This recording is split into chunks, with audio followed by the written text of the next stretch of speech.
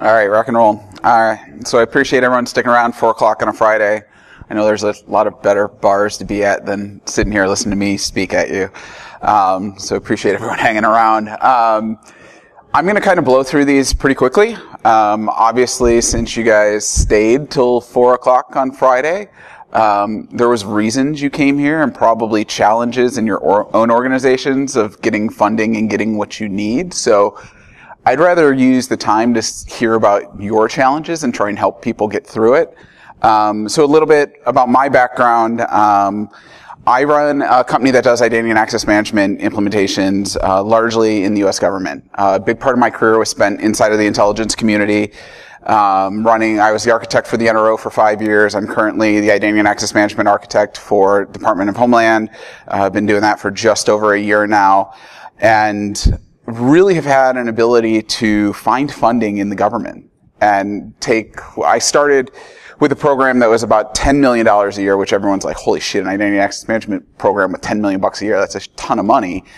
But for what we had to do, it really wasn't enough, and within a couple of years grew that to be like $20 million a year, and actually had enough to support global 24/7 operations, 9 sites, mission criticality, like literally satellites flying in the sky deciding on who could take pictures of what and why, and then when those pictures came down, who could see them, right? So really cool mission-y stuff.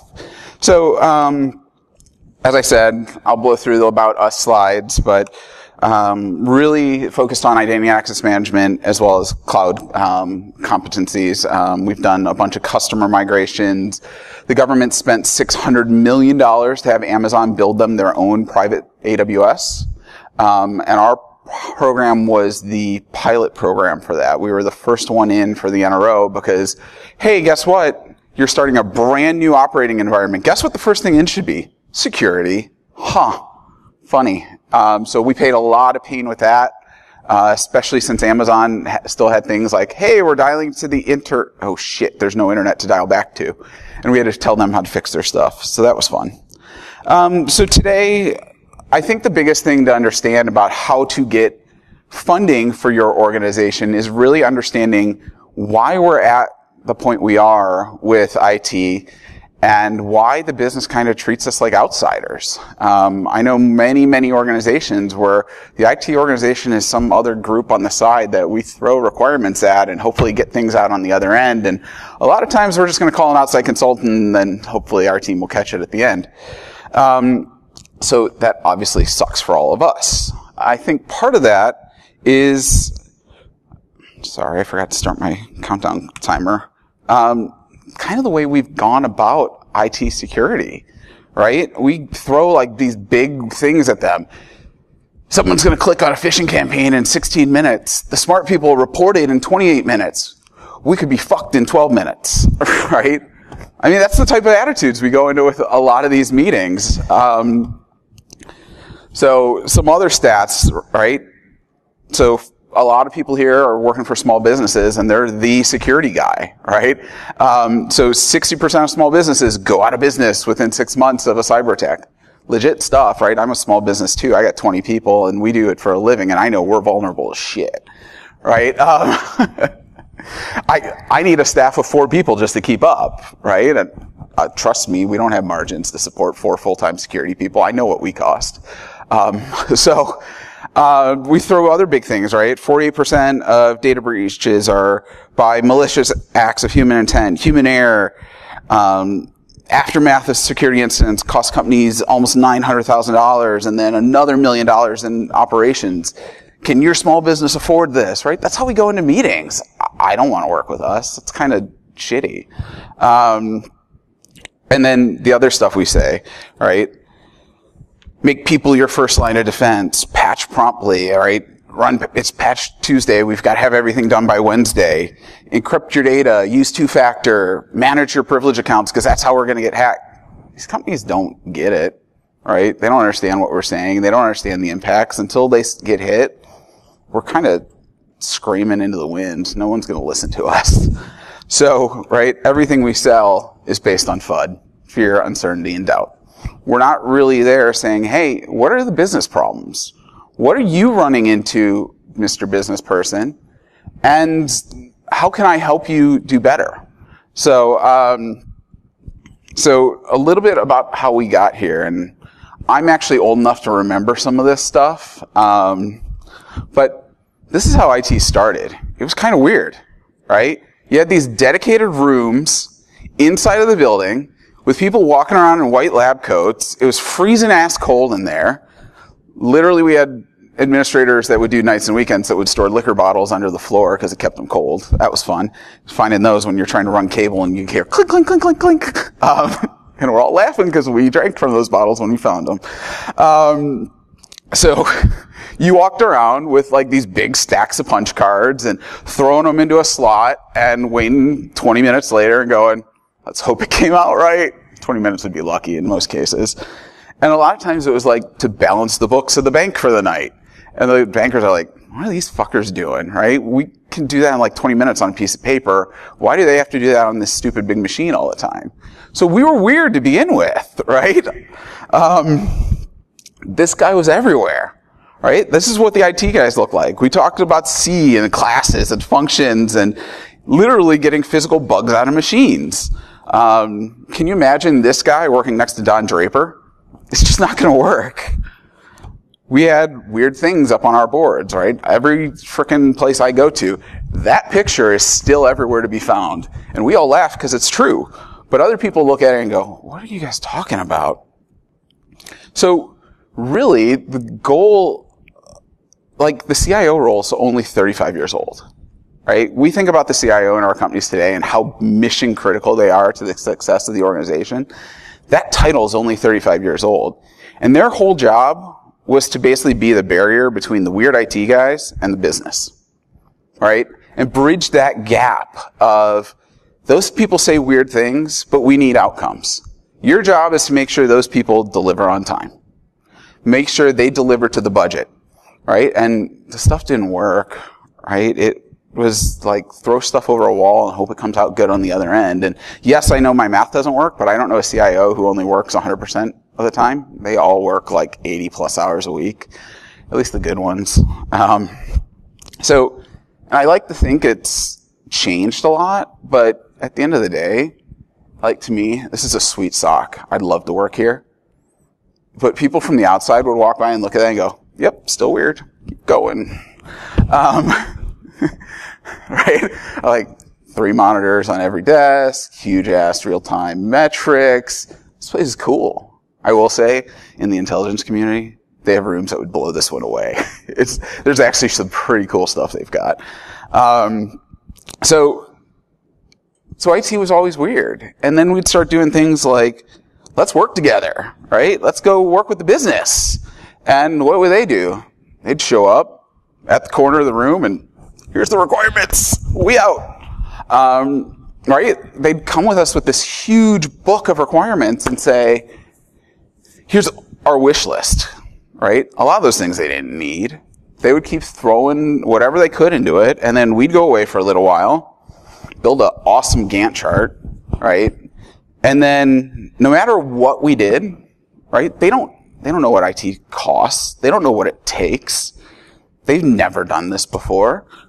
No matter what, they'd yell, right? It's too expensive. It's going to take too long. And then we have to go back and be like, well, this is what it's going to take. This is what you asked for. And we'd sit there cutting out requirements, cutting out time. And at the end of the day, nobody was happy, right? We were signing up for things we couldn't deliver. They didn't have all the features and needs that they really needed. And we'd all feel like we just dealt with this guy, whether the business guy or the IT guy. This is how it felt. So then we'd take and start doing our big project, our big waterfall project, go away for 3 months. First 3 months to be like, okay, we gotta go order servers for this new project. Yeah, Dell's gonna ship them next week. This is gonna be sweet. And then they'd show up. 3 months in, we'd actually start to get developing on them because no one had servers ready to go. VMware promised it to be faster, but most organizations still take a month to get a VM stood up. DHS takes at least 3 months right now. It's a lot of fun. So we'd sit there, we'd be working, and 4 months in, the business would get bored, and they'd be like, where's our stuff?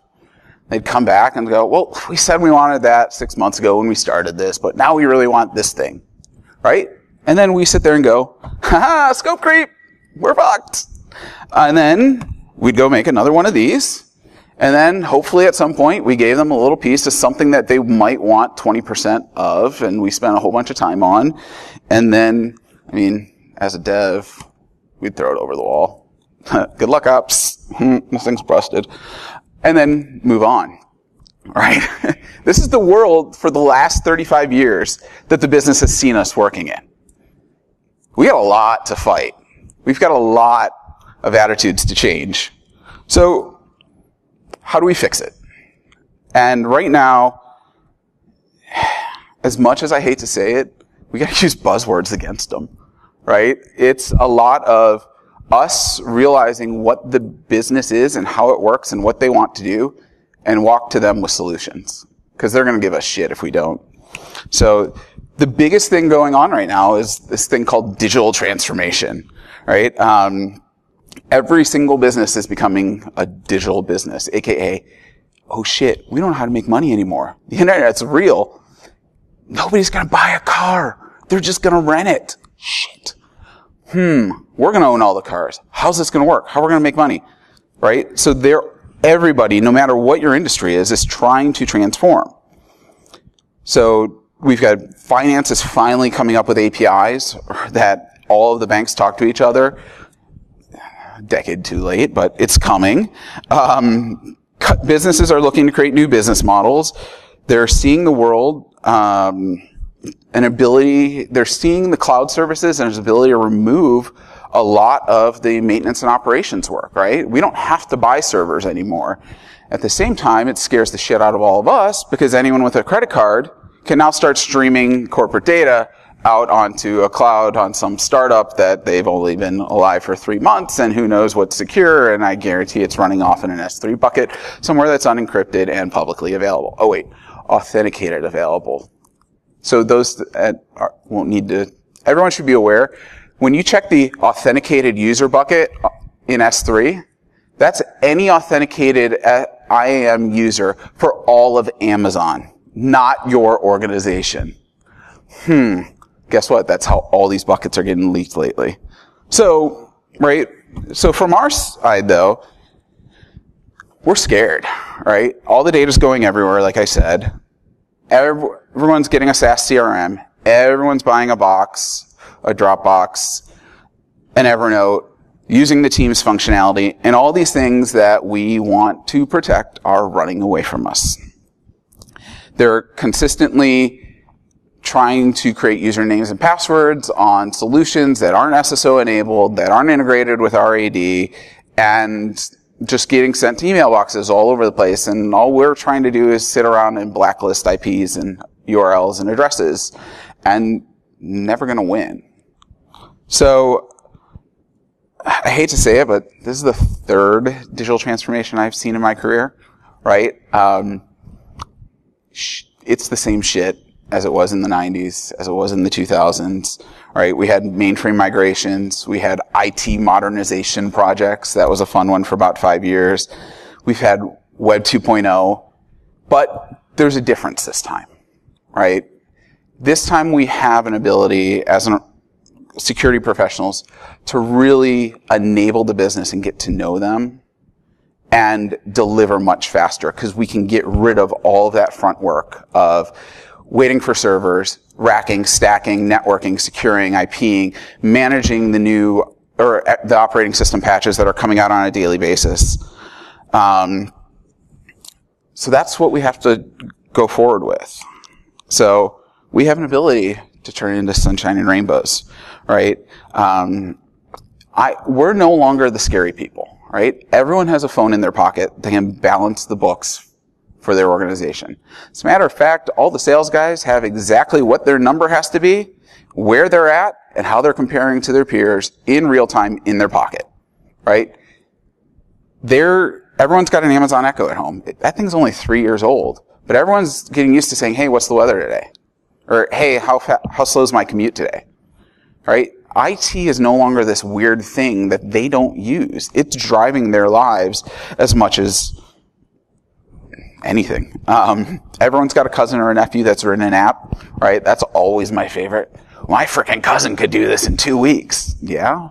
What about the security controls? What about integrating into our systems? Not going to happen. But we have an ability to talk to them about it. So finally, two-factor is getting to be accepted, right? Everyone's like, hey, I open my bank app and I get a text message before I get in. That's good. We need that here. I'm like, I've been saying that for 5 years, but thank you, Capital One. Appreciate it. So they're seeing security come into their lives. They're seeing, like I've had executives say, I want Alexa on my desk and I want to be able to ask what the numbers are every morning. And I'm like, this is cute. This will be fun.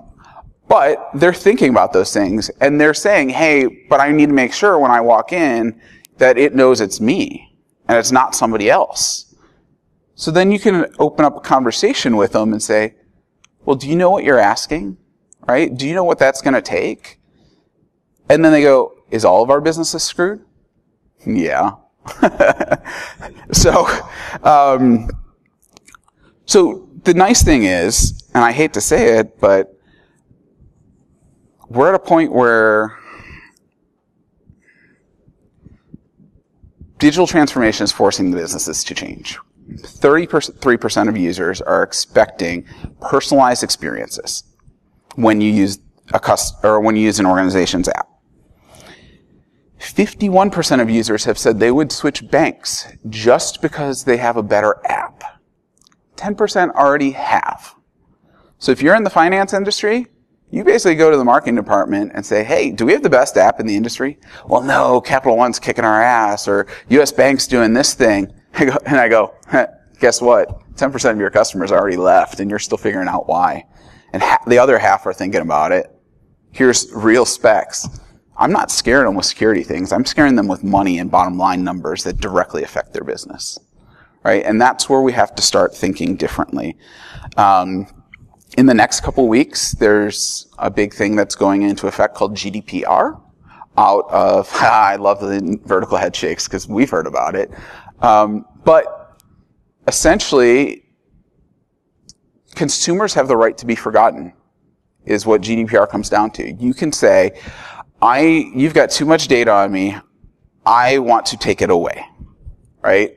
And the penalties for that are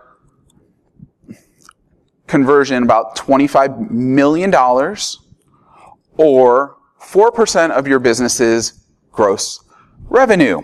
Not profits, revenue. So, and whichever's higher. So those are numbers that scare businesses, right? $20 million would sink a lot of businesses. 4% of their revenue will sink a lot more businesses. So they know they've got problems and they need people to solve them. So if we can come to them with solutions rather than scare tactics, it's going to take us a lot further. So, and then, I hate to say it, but Facebook and Cambridge Analytica did us a huge favor as security professionals, right? We are moving into a world where the consumers have power to take it away from the businesses we work for. And they're looking for solutions to get beyond that.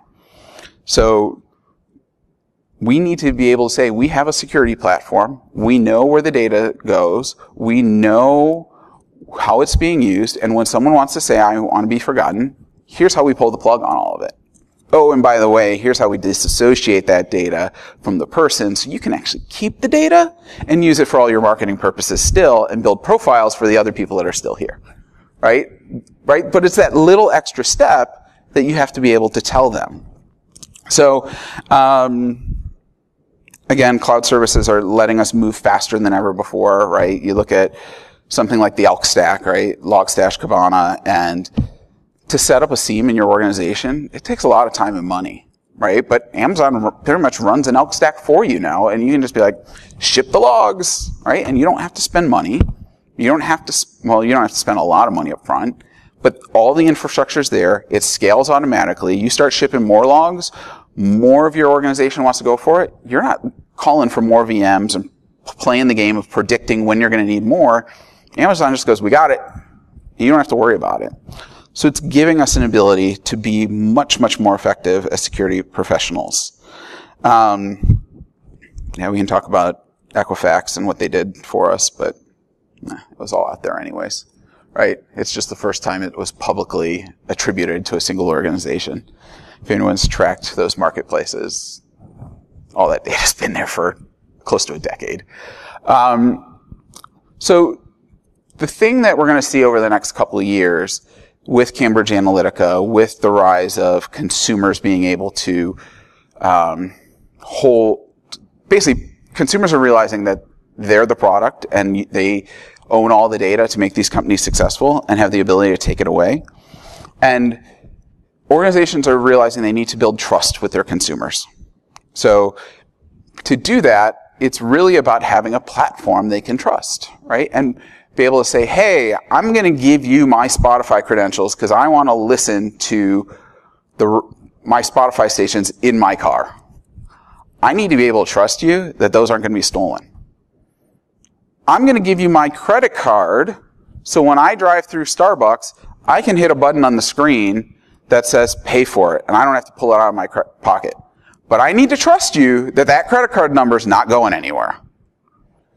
And most organizations today, they don't know where that data goes. It's held in individual siloed applications all over the place, right?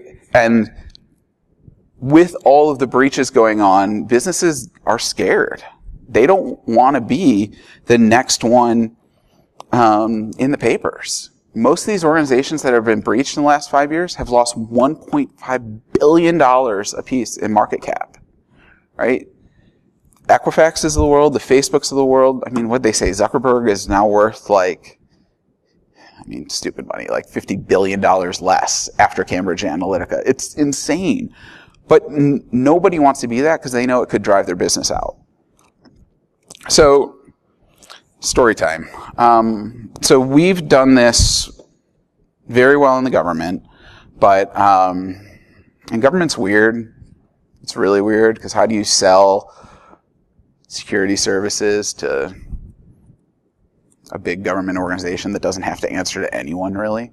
But we've done this with some commercial customers, and recently a large automotive manufacturer came to us and said, hey, we really have this problem. So we're identity and access management, right? So we're always about authentication and authorization. And they're like, we want to be able to link customer profiles together because we've got families, right? And we want to put credit cards on accounts and allow parents to give their kids $50 a week that they can spend in the backseat of the car.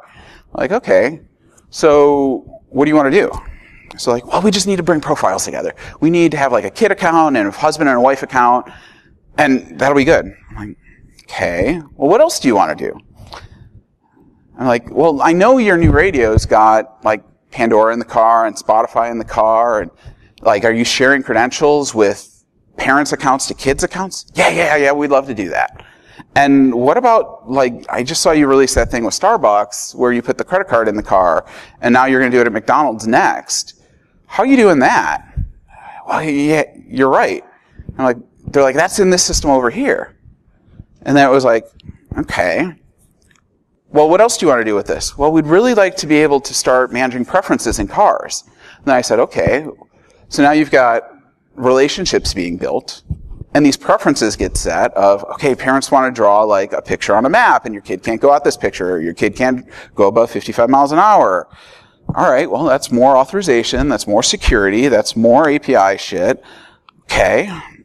So what about this? So I went back, what about this stuff?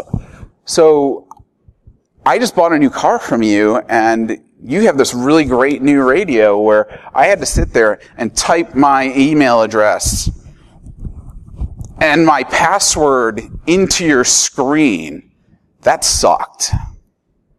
Right? You already have my phone paired with one of your vehicles. Why don't we make it so when I sit down and pair my phone, you know who I am? You go to that cloud, pull down my profile, and set all my radio stations for me. And set my HVAC for me, right? Because I like it at 72 degrees. And what happens when I go to the airport, because I travel every week, if you can push that profile down to the car, the rental car, and I listen to classic rock all the time. And you put all the classic rock stations wherever I just showed up, or say, hey, there's no classic rock here, your life's going to suck. Here's $2 more to spend with Sirius. I'm going to hit the button, right? But I'm going to go to that rental car lot and look for that manufacturer's car. I'm doing good. I still haven't said who they are yet. You guys can probably take the list and go look it up in the news, but, and then use that, and they're like, wow, yeah, that's really smart. I go, well, that's more authorization problems. And what happens when my car rental expires and my phone's still paired there? And if you put my credit card in there, how are you going to get rid of that? That's hard.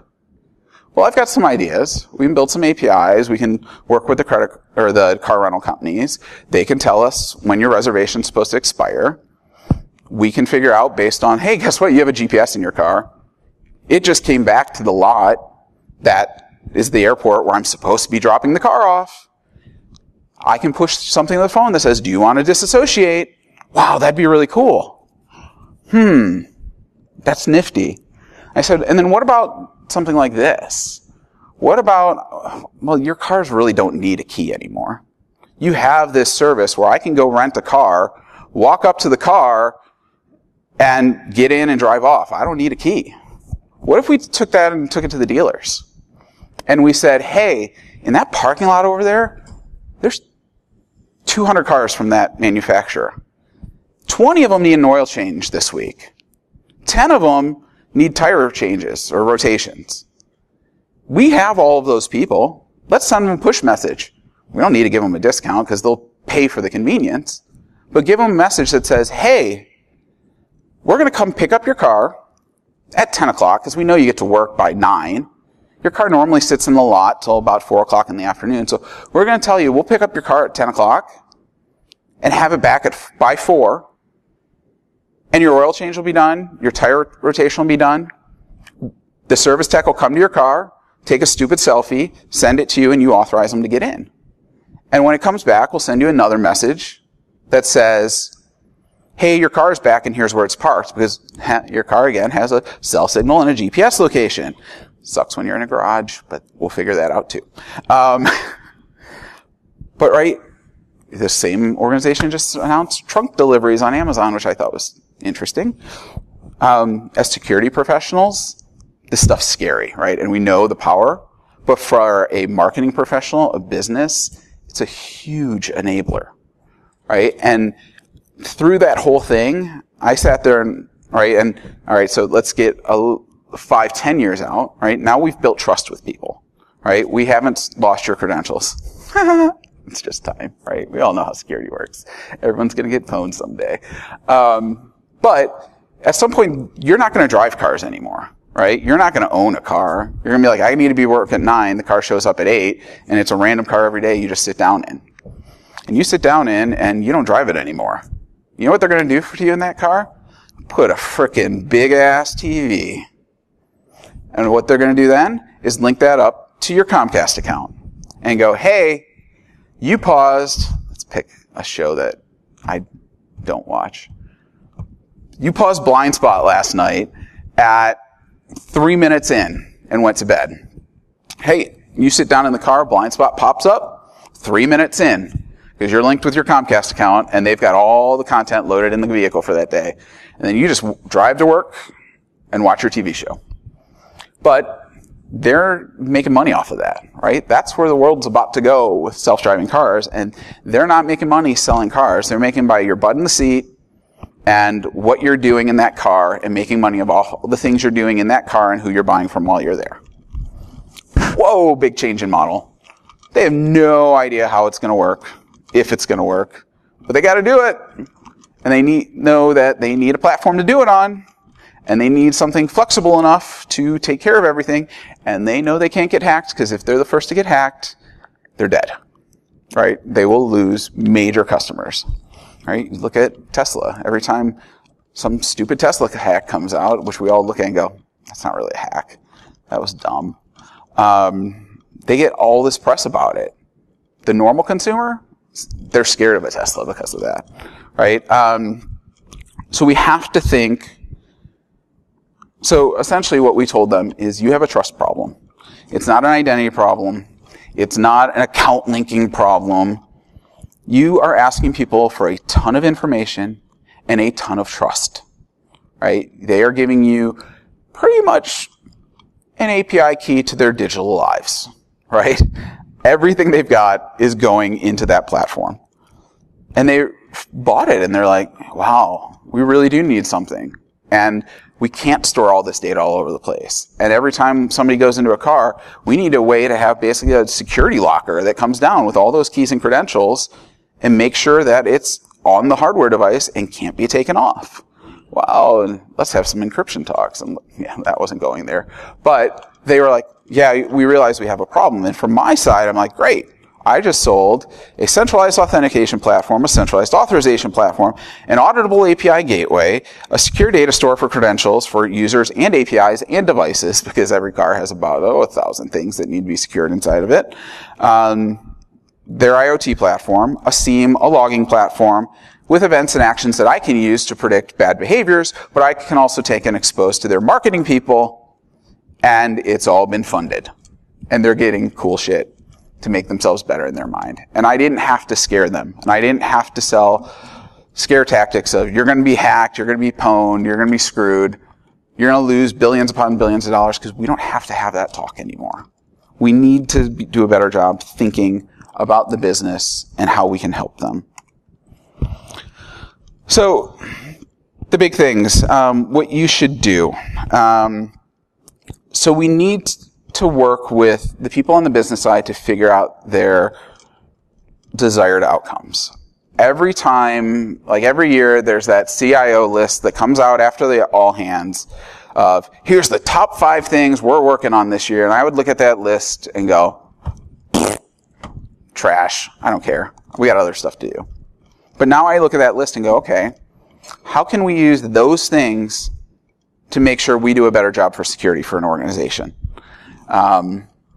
Luckily, most of our customers, and at least the government side right now, there's a big move to the cloud, move to hybrid IT systems, and they realize they need these things put in place because their current things aren't working. But at the same time, like some of the Homeland groups, they do E-Verify. So if you've ever signed up for a job lately, first day you go in, you bring your driver's license, you bring your passport, you bring a third form of ID. I should know this because I run a business and have to do it. But you bring a third thing, and then I scan them in, I send them into the government. The government goes, yep, these are valid documents, and you can hire this person. They can keep working for you. I'm like, well, that's stupid. And then I put them in a filing cabinet somewhere, and guess what? That filing cabinet gets thrown out someday, and everyone's PII is all over the street. That's what happens. So, like, we went to DHS and said, hey, this is dumb. Well, so what we did is we turned it on its head and said, every time someone applies for a job, they don't need to give this information out. They don't need to make Xerox copies.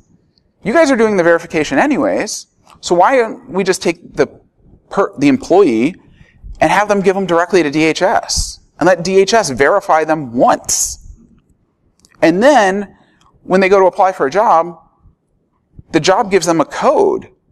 And then that code, they go to an app or online and say, I agree to release my information to this organization. And then DHS tells them, yeah, they're good. We just got rid of a lot of shit laying around in a lot of filing cabinets that I've had my stuff stolen many times.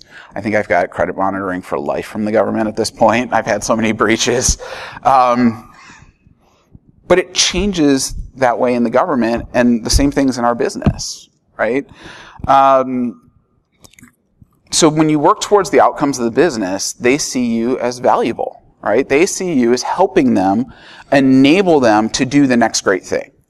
And we have an ability, because of all these cloud services, to do it faster and be much, much more responsive. And that gets us to the second step. And this is my favorite when I go into an organization. And it's kind of weird, but so along the lines of being proactive, sorry, I skipped over a part, but so on the proactive side, right, you can, now let's skip it completely because I already talked through it. But, so break down the silos. This is the one that I do all the time, is like, I'll walk into a marketing department or an organization, just stare at the wall. Right? Because they all have like these big things up of, here's our next marketing campaign. Here's where we're going next. Here's all the pretty pictures. And you just stare at it. And then within about 5 minutes, someone comes by and is like, what? Hey, weirdo IT guy, what are you doing? I'm figuring out where we're going. Like, why are you here? No, what's this? Why is that happening? And they're like, well, we're doing this and we're doing this and we need to go here. And you're like, oh. Well, what about, have you thought about how you're going to do that with IT? Well, we'll tell them later. We're going to roll it out in like a couple months and we'll tell them later. I'm like, no, we need to get ahead of this. Have you thought about this? Have you thought about how you're going to collect credentials? Have you thought about, hey, you're partnering, this says you're partnering with Sirius and you're going to do this new service with them. How are you going to manage that? Yeah, we haven't thought about that. We're going to come to you in a couple weeks. All right, well, now I know. Let me show up in a week and show you something, right? And then you start building this relationship with them, and they start seeing you as an enabler and being able to deliver fast, because I've got a credit card too. I can go to AWS and spin something up overnight, and the thing I'm going to pick to spin up overnight is a lot more secure than whatever they're going to pick, right? So go to your marketing departments, go to your sales departments, figure out what they're working on, figure out what's coming next, and then come back and say, hey, I've got a solution for that. Right? Or, hey, I know you just bought that thing, but let's make it secure. Let's get that hooked up with the single sign-on system, right? Let's get account provisioning working, because guess what? Right now, when one of you sales guys leaves, you don't turn off that CRM system. They're working for the competitor and coming back and taking all the data for 3, 6, 12, forever. I actually heard of an organization the other day that their CIOs, when they leave the organization, get accounts for life that never get shut off, and they have access to everything while they were employees. Like, they're working for the competitor, and they wouldn't do that. I go, yeah, you're idiots. But, I mean, there's rules like that out there, and those accounts don't get shut off. When we went into DHS, accounts were getting shut off for 6 months on contractors. Or people were in government roles and then went to work for a contractor and had access to the procurement data. So guess what? They know all the contracts coming out. They know the values of those contracts coming out. So guess what? The businesses they work for started making more money and winning contracts, because they knew the number that had to go on the paper to win the work. And then they got shitty service because of it, because it wasn't enough money to do the right thing. But that company got the work, and they could play them for 3 years. So the other big thing I would say, increase automation. Learn to write code, learn to script. At a minimal, mess around with Python, right? Even if you're not a developer or a coder, learn at least the basics. We just saw the last presentation in here. Like, there's a whole WAF for AWS that it's completely scriptable Python, right? Very, very easy, very, very fast. Focus on the automation side, focus on learning to script. They see how quickly startups can spin up new businesses and new business lines. They're expecting the same from us. And unless we're investing in Chef and Puppet and Ansible and learning CloudFormation and being able to pull all these disparate pieces together quickly, they're going to go back to an outside consulting company like mine and ask for them to do it instead of you. Another big thing I would say is I've actually seen very large software contracts lately lost because organizations aren't building on Kubernetes. A lot of orgs are like just starting to go to the cloud, but the ones that have been there are really worried about Amazon being the behemoth and locking them in, and are actually forcing software vendors and products to run on Kubernetes so they can take it out of Amazon and move it to Google, take it out of Google and move it to Azure, blah, blah. But start learning those things, learn to script, learn to write simple code. The biggest thing with all these systems is it's going to become all about pulling the data together and as fast as possible, right? Because marketing is going to say, I want this, I want that, I want that. And if you can be there and say, I got it, right? And to you, it's like a bunch of shell scripts in the background that just run on a Lambda instance or on a Lambda function. You're a hero, right? And that's what they want, and somebody that can help enable their business. And then, as always, review processes. Review the shitty processes. When we started at DHS, it would take 2 weeks to push an emergency change into production. If I had a server that like Java went crazy and wasn't responding, it would take me 6 hours to get approval to reboot the service. Lots of organizations are still that way, not just the government. Start breaking those things down. Start making it easier to work with you. It's amazing once you, like for us, it's all security officers that seem to be the people that slow things down. When you just spend a little bit of time to reach out and teach them the new ways of doing work and help them work through it and show them how it can actually be more secure than what they're doing already, they will love you and you will get away with a lot of stuff you shouldn't. So spend some time with those folks as well. So that's pretty much the gist of what I wanted to talk about. So thanks. And as I said, you guys all came here for a reason.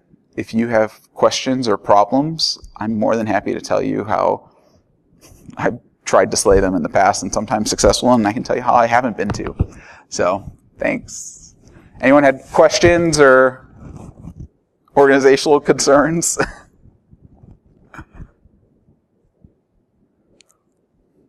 All right. Well, thanks all.